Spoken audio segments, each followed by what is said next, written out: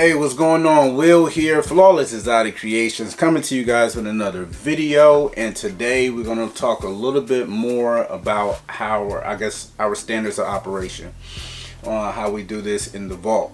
So down here, basically we have roughly, including babies, around 250 ball pythons. Let me explain how we go through our quarantine first. We obviously purchased a lot of our collection and we produced a lot this past season. That being said, kind of the inner workings or behind the scenes, the things that take place that you guys aren't subjected to, is our quarantine process. Before any of the snakes get down here amongst the rest of the collection, we put them through quarantine. We have a PVC rack, substantial racks, actually multiple racks up at the house in our old gecko facility room where we quarantine at. When we receive snakes in, we weigh them, we photograph them. That's pretty much for our information as well as record keeping. We want to know what they came in weighing. We want to know pictures and kind of little short videos help tell us the state of the animal, making sure that we're not receiving sick animals. We overlook them pretty well.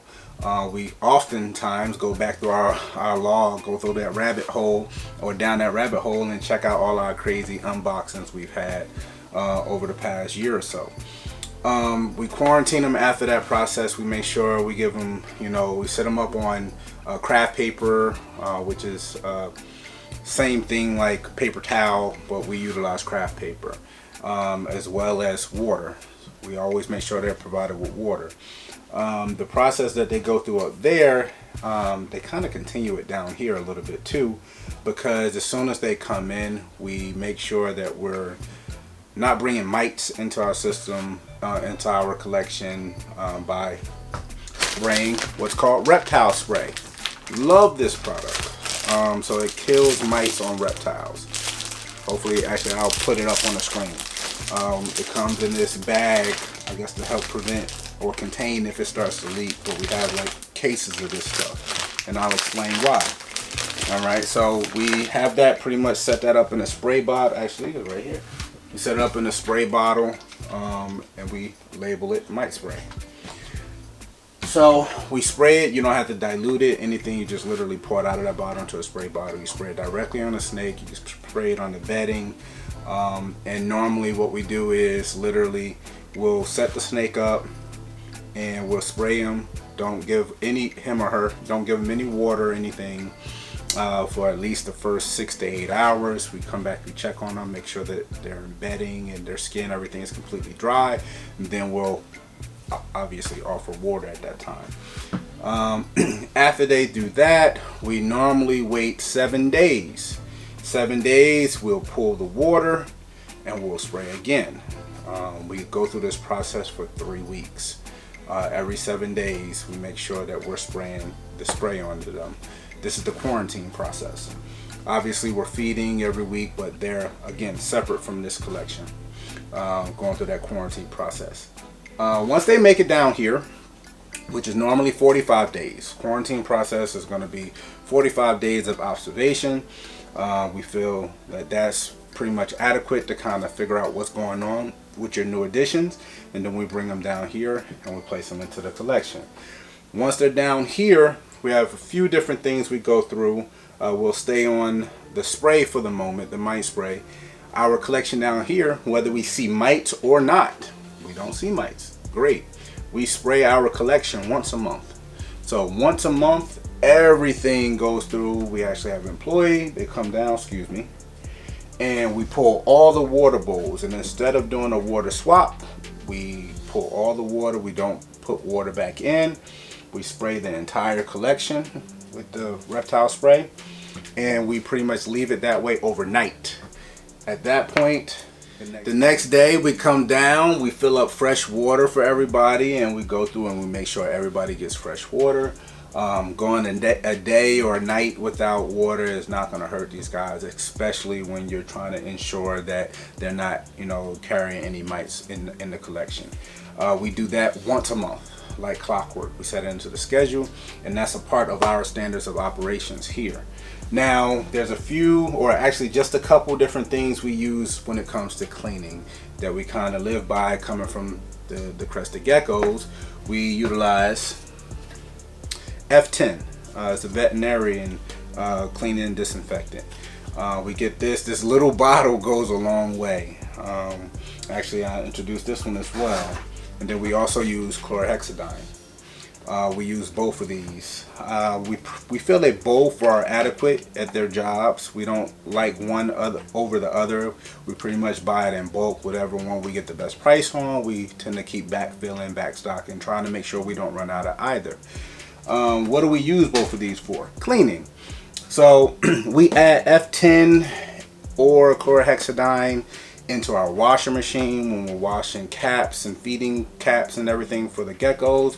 We also add chlorhexidine or F10 into our Dawn dish detergent when we're washing and scrubbing tubs, or when because I don't typically wash tubs, when they're washing and cleaning tubs. And then we go through and we make sure that we dry everything down. The drying towels are washed and dried every single week. Our employee comes in, he does 20 hours a week, and then all 4 of the kids, they come down, they do anywhere from 15 to 20 hours a week themselves.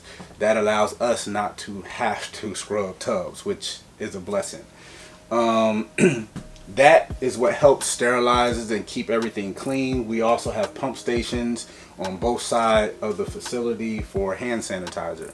So when we're coming down, we come in from the outside, we'll either wash our hands or we'll hand sanitize our hands, and pretty much go and take pictures, deal with the geckos or deal with the snakes. But that's pretty much the first point of contact, is to wash and disinfect from the outer elements, bringing them inside the facility.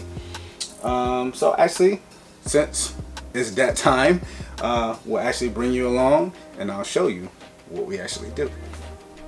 So here we have an example on how we go about it. We tend to go through it really fast, but I'll explain it now. This is one of our girls. This is our pod 100% hypo DG girl. Pull out a little bit more on this on the edge. So we just pull them out and and unfortunately, yes, it does scare them, but it will help them. We spray the bedding, all of it, get it nice and wet just like that. And then we pull the water, leave it without any water at all overnight, and tomorrow morning we'll come down and replace it. So I'm gonna get on the ball and do every single snake we have. Unfortunately, like I said, this is the necessary evil to help make sure that your collection is without mites. You can get them from going to a show, you can get them from vending a show, you can get them from someone coming to visit your location. There's so many different ways that you can get them, and we're blessed to not have them, and we want to continue this process so we remember all of our standards on what we need to do every single month, and we, without fail, we make sure we get things accomplished. So over here in this area, we actually have quite a few things going on. This is pretty much the home station for every single one of the workers.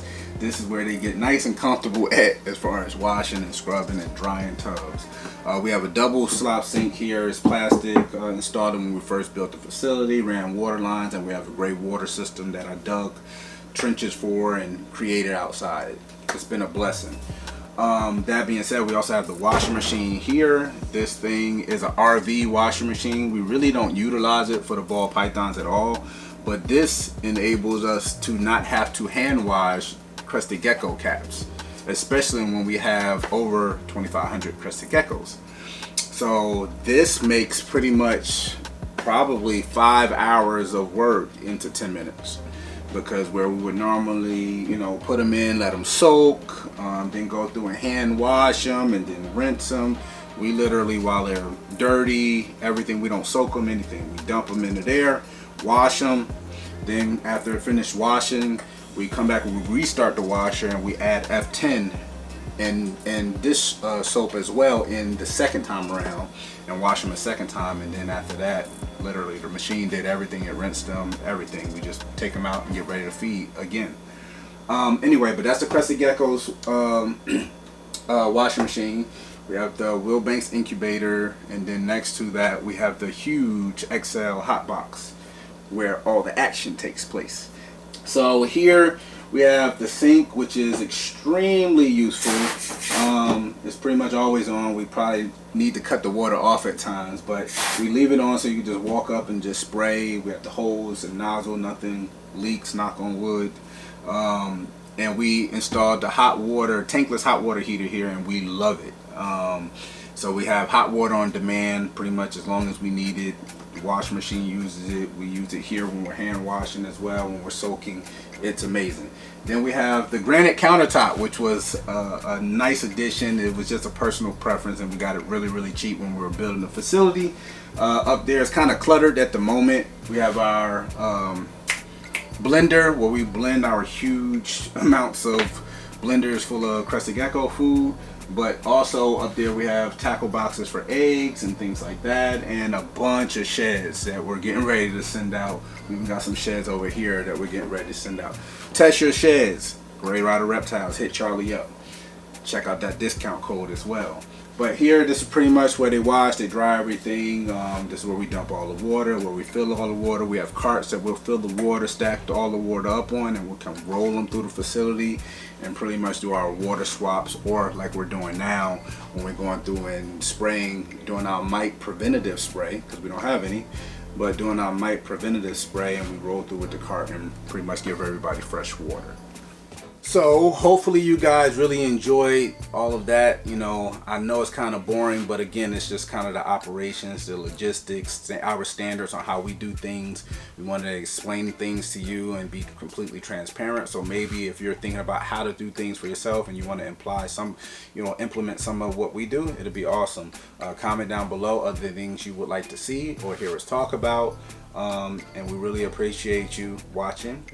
Definitely hit that subscribe button, notification bell, share this content. We really appreciate you guys. It's Will, Flawless Exotic Creations, and we are out.